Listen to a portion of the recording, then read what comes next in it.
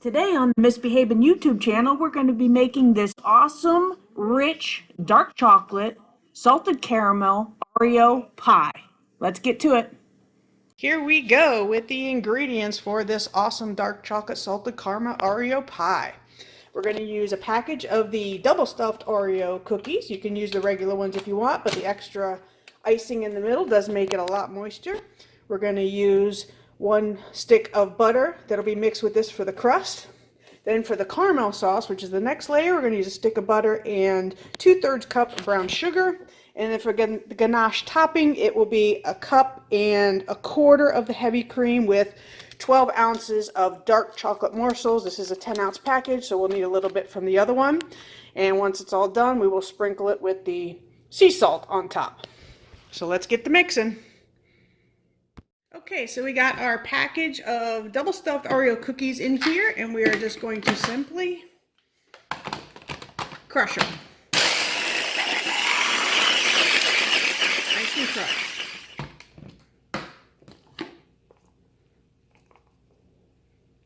Let's add the melted butter. All right, so we got our stick of butter here that I have melted a little bit in the microwave for about 20-25 seconds. So it will be much easier to blend in. And we will just mix it all together to make the pie crust. This will help when we pack it into the pie crust. It's going to stick together as one piece. So now we will take Grandma Hockaday's pie dish. This is an old pie tin. Grant made. And we will just put our mixture in here.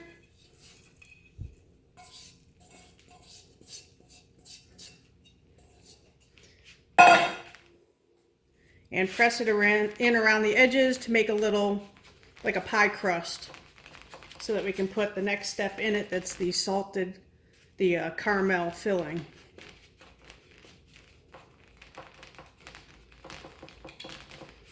Just get it good up on the edges, like you would a pie crust. And then I just use my hands to press it in to compact it, so that when you go to cut a slice, that it comes out whole and it's not falling apart. Then we're going to put this in the freezer for about 45 minutes so it can get good and hard. And we will start the caramel filling to go inside here. Just kind of want to make our little base of the indentation around here.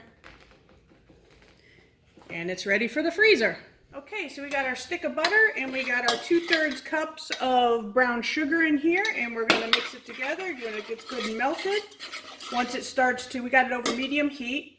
Once it starts to boil, we're going to mix it for a minute until it gets almost to a caramel stage, and then we will pull it off. So we will check back in on this once it starts to get up to a boil. Here we are, all mixed together. It's starting to get some bubbles. So we are going to time this now for 1 minute, and we are going to pull it when it gets to 1 minute. Make sure you keep stirring it occasionally so it's not sticking to the pan. This is looking really good. Our minute is almost up. And when our minute is up, we will pull it off the heat. The longer you cook this, if you cook it more than a minute, it's going to be chewier. If you get it right at a minute, it will come out the perfect liquidy caramel consistency for the pie. You don't want it too chewy, otherwise it's going to be hard to eat the pie. But it won't hurt anything, it'll still taste good. It'll just stick to your teeth more. So we are at a minute. You can start to see the caramel coloring, the lighter coloring coming out in it. And when you get to it where it's all bubbles like that, that's the time to pull it. Alright, so we've got our caramel cooled down a little bit. I waited only 10 minutes, but you can wait 15. It's starting to get pretty thick, so we're going to add our 1/4 cup of the whipping cream to fluffen it up a little bit. So we're going to mix this in real good.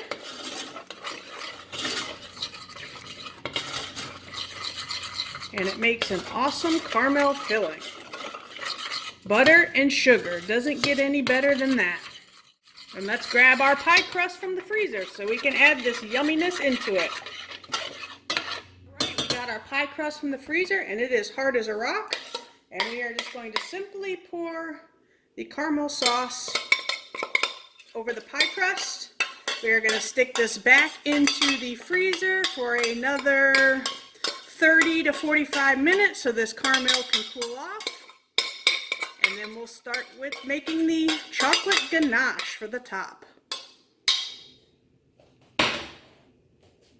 I like to just spread it around so it catches all the edges. So you get like more of an even amount of caramel everywhere. So let's put it in the freezer. Okay, so I just pulled it out of the freezer. It's been in about 7-10 minutes, and you can see it's starting to harden on the sides. So what I do is I just take the caramel so I can get it a little thicker around the edges. Now this is my analness coming out. You do not have to do this, but I do this so the caramel is more equally distributed, and then when you put the layer of chocolate ganache on it, you have caramel all the way up to the edges rather than just in the bottom. So I do that and then put it back in the freezer for the rest of the time. Okay, so here we have our 12 ounce of dark chocolate chips. We have 1 cup of heavy cream. We have this on high right now, and we are going to wait till it boils. Once it comes to a boil, we're going to turn it off the heat. We're simply going to dump it on top of the chocolate chips, let it sit for 5 minutes, which will cause the chips to soften, and we can stir it up and mix it together and make our ganache.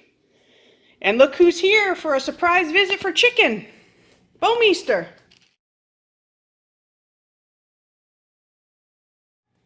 Say hello to everybody in YouTube land. But we're making chocolate right now, so we'll be back to you in a minute. All right, so let's wait for this to get the boiling, and then we'll put it on top of the chocolate chips. Okay, here we go. We've got this heavy whipping cream over medium-high heat, so it is now come to a boil. So we're simply going to turn off the heat and just dump it over top of our chocolate chips. And we are going to let that sit just like that for 5 minutes. Okay, here we are 5 minutes later, and just see how soft that chocolate is from the heated up whipping cream. So we're just going to mix this in real good to get our ganache, and then we'll pour it over top of our caramel and Oreo crust that we just pulled out of the freezer. Very easy to make a ganache.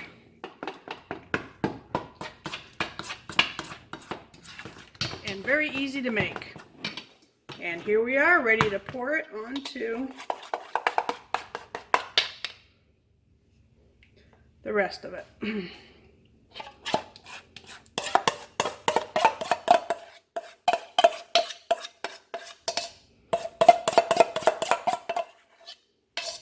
So we're just going to spread it around.